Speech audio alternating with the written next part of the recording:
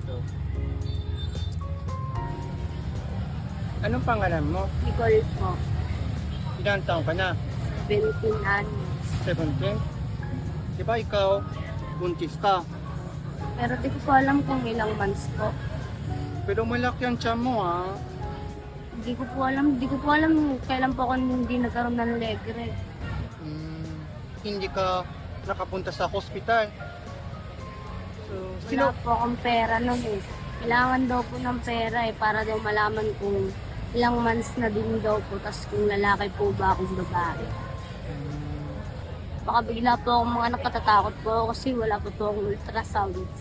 Lalo na po, dun po sa private na pa-ultrasound na baby po, kailangan daw po pag may pera. 800 po ultrasound. Pero kung asawa ko po nandito, matutulungan po ako.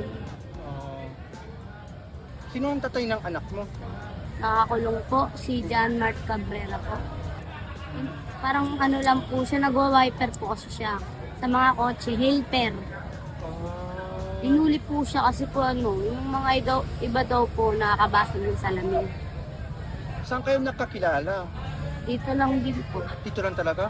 Dito, ibig mong sabihin, daan? Or Sa kali lang po, sa lansangan. saan ka nakatira dito? Kahit sa kahit sa misan po dyan, sa gilid, natutulog po. Wala kang bahay? Bahay lang po ng asawa ko. Kaso nga lang po, minsan umuwi po ako din. Suplada po kasi yung nanay niya. Nasaan ba ang magulang mo? Gulang ko po yung papa ko po patay na. Mama ko po nag-asawa ng iba, marami po kami.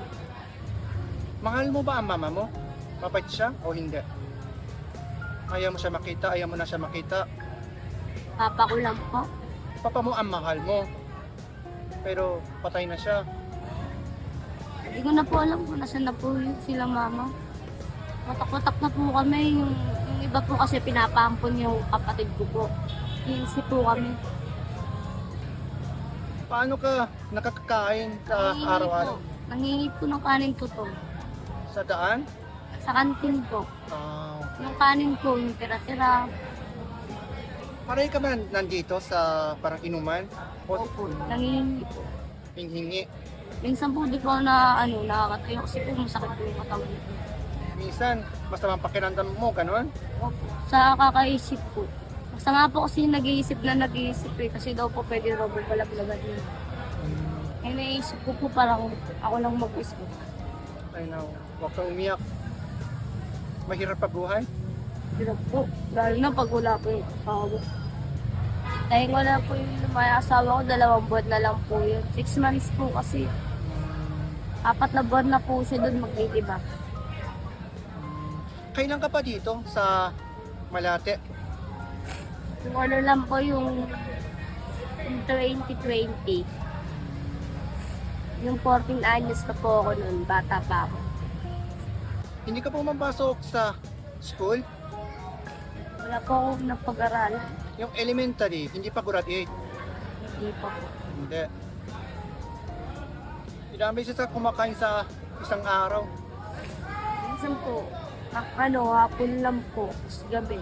Minsan yung tinapay sa Nagugutom ka na yun? Gutom ka na? Sige, kain tayo. Bibili kita. Tara, kain tayo. Ipakita mo ulit ang tiyan mo.